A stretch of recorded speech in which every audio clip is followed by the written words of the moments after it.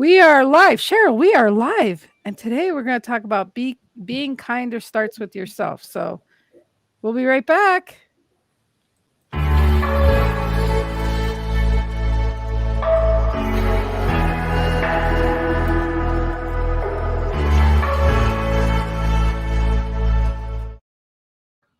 Welcome back. Hello, Cheryl.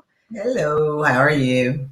Good. We are almost ready for the holiday season. It's hard to believe. Hey, Did you say ready? No, ready? we're almost there, whether you're ready or not. I've got a lot of people. It's like I've got a shop. It's like Amazon. But anyway, Merry Christmas from my other co host, Scott. Hey, Scott. Thanks for being here. I appreciate you. I was just telling Cheryl about somebody mentioning a board game last night. I'll just leave it at that. I So used to like board games. That was when I was young, and puzzles and all that other kind of stuff that nobody has time to do anymore.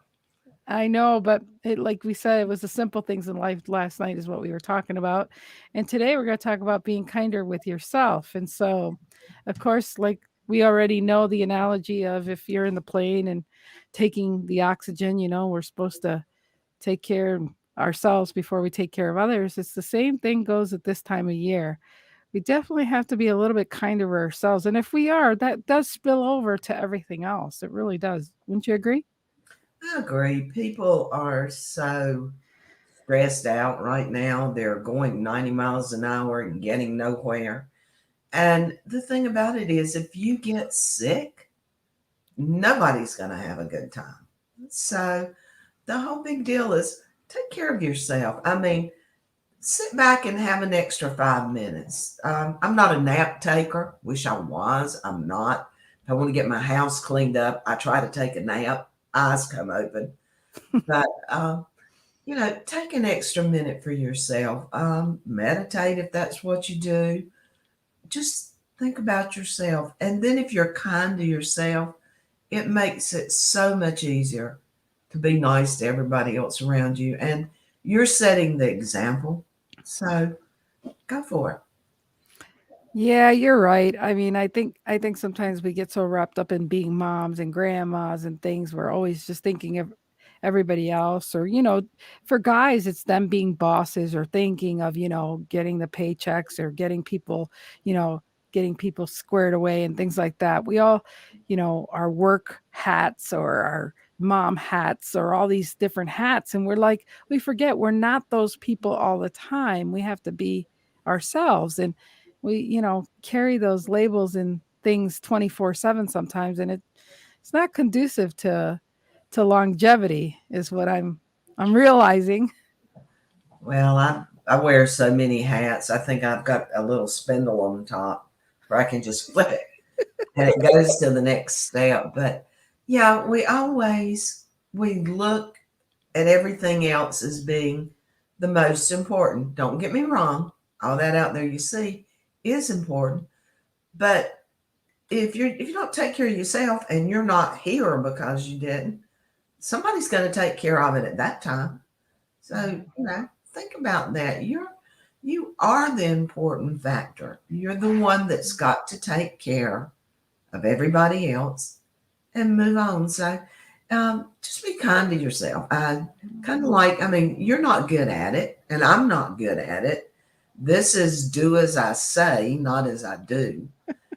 But I'm actually trying to learn to do a little bit more. Well, good morning, Michael, and yeah, Merry Christmas to you, Scott. You're right, and thank you guys for being here. We appreciate you.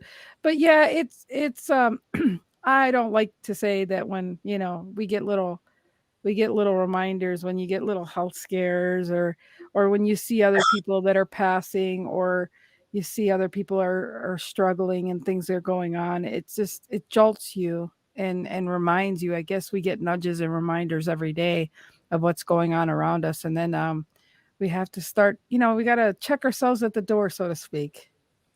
That plus, I think I said it in our last show. We had lost one person on a motorcycle this week. Mhm. Just found out yesterday, lost a second person on a motorcycle in this town. And so not only just like you say, the flutters and things, it's the fears and the scares, automobile accidents, anything that can happen. The people you love, they can be gone in a blink of an eye. Yeah. And you can too. Yes, you're right. And so, yeah, so it's like they say, it's the facts of life, but it's also the quality of life, and it always starts with you. It's taking care of yourself and knowing that, like you say, not as do as you say, not as you do, and it's so funny because we always tell people, make sure you eat right, make sure you do this, make sure you do that, and then when they stop and say, "Are you doing it?" That you just sometimes don't you hope no one comes back and asks you the same questions, right? Right. And yet you got to realize, you get caught. And I think that's what happens in life. We all, I think the little things that do happen are a blessing because it does check us at the door and it checks us to say, even as being coaches and being people that are doing things, it's just like you see the coaches that are swimming coaches. They're at the sideline telling them, hey, stroke, stroke, stroke, and do this, this, and that. But how often do you see them in the water practicing what they're teaching? About as much as I do. No, and Right, I can tell you exactly what to do. And right. I do that a lot. But following my own directions, I'm not Mm-hmm. that good at it. And that's where people fail nowadays. Yeah, Mm-hmm. you can be the smartest chick on the block or guy or whatever you want to be. You can tell everybody how to make it work. But if you don't do it, no good. Well, well, can we just also say, like, let's talk about the doctors and the nurses, right? They tell you what to do, and it's like you're the one who's gotta open the door for them or help them pick up a piece of paper or whatever because they have a little bit of issues too, you know? It's like, practice what you're preaching, you know?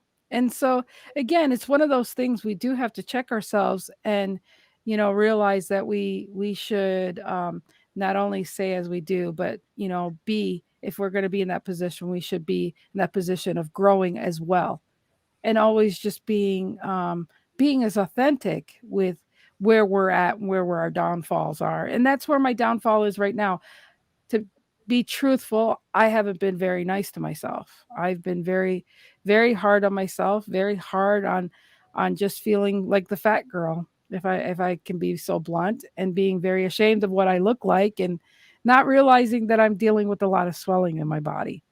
And I just kept thinking that I got to just watch what I'm eating. I just got to starve myself. And I didn't realize that I'm having my body's telling me, Lynn, you're swelling up. And so my body's going through some stuff. And so now I feel bad because I didn't pay attention to the signals. And so I had my pity party yesterday and I'm over that. And like Rex Sykes had said to me, well, now you got to think of what you want, and I've got a good mindset of where I'm at. And, I just can pick myself up. I can't be mad at myself anymore. I can't just be so judging. I would have never judged anybody else for what they look like or being as fluffy as I was or anything.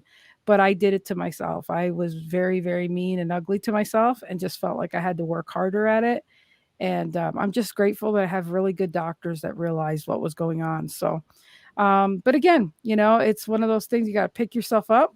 I am where I'm at, and you know, and that's where we kind of got the be kinder to yourself. I mean, I just got to realize that I, you know, being kind to other people starts with yourself, right?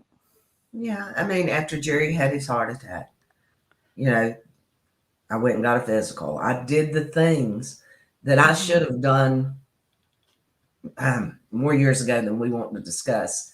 Yeah, But it, I did, and I found out there was nothing wrong. Knock on wood. I hope it yeah, stays that way. But I could have found a multitude of things, right, and so most of us are hard on thurselves. I mean, yeah, I'm not a tiny woman either, and I know 90% of my problems the way my elbow bends. A lot. But and maybe not a lot because I don't eat that much. I'm the world's worst to eat the wrong thing at the wrong time. And Yeah. I'd like to say there I'm not the only one, Yeah. but I'm the only one that can control what I'm doing. Right. And so uh, I think that's all we're asking here on the show is to sit back and evaluate yourself. What are you doing to harm yourself? What are Yeah. you doing to help yourself? And if it makes it easier, write it down. Yeah. Pros, cons. What am I doing right? What am I doing wrong? What are you willing to give up to lose the weight? What are you willing to give up to get it healthy? Give Yeah. up time to go to the gym? What do you need? And Yeah. then work at it. That's called goals. It's not called New Year's resolutions. Yeah, and even, Glenn Morshower says, goals are kinda outside of you, that you goals are something you reach to attain, things that you can attain within yourself, I mean, like, just taking it day by day and, even if I'm gonna eat a burger, I won't eat 2 I won't have 2 pieces of bread, I'll just have the 1 or whatever.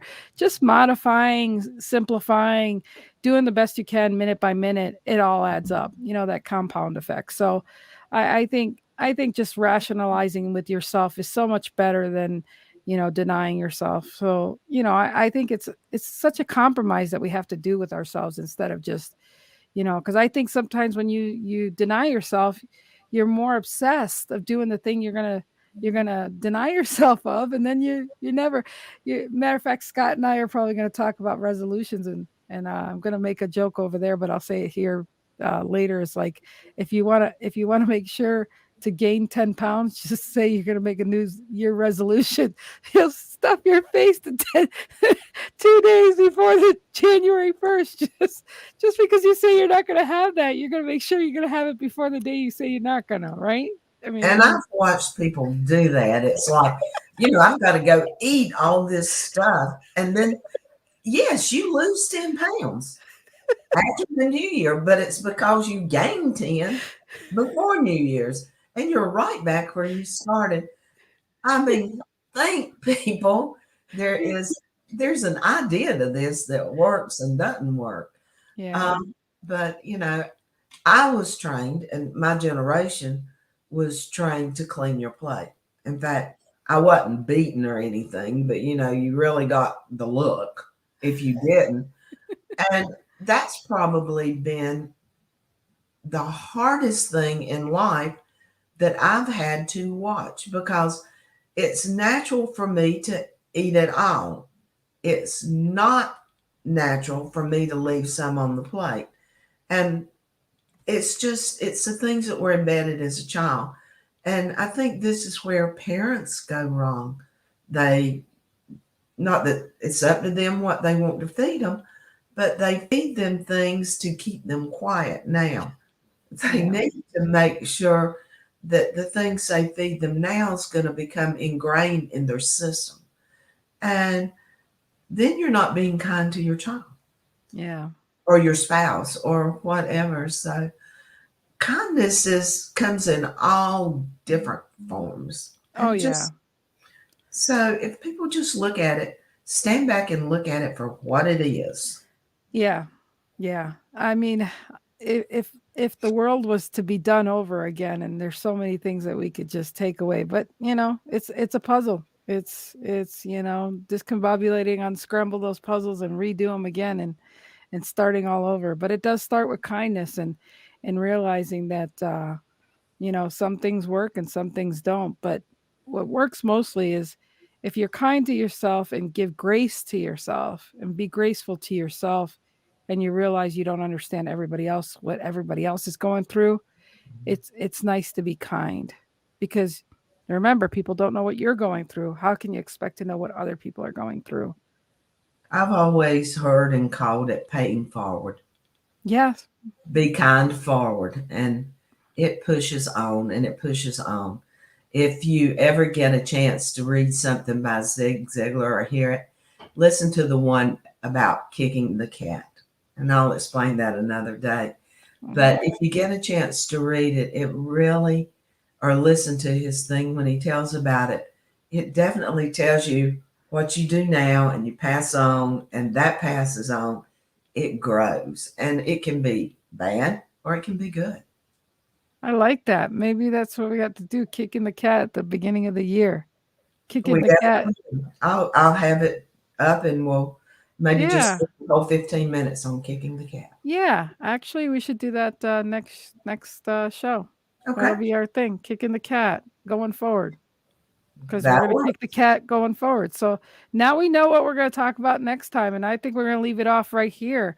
Thank you so much for being here. We appreciate you guys. We know how valuable your time is, and we love you. Merry Christmas. Merry Christmas to you too, Cheryl. You Love too. you guys. God bless you guys, and we hope to see you next week. Bye. Bye.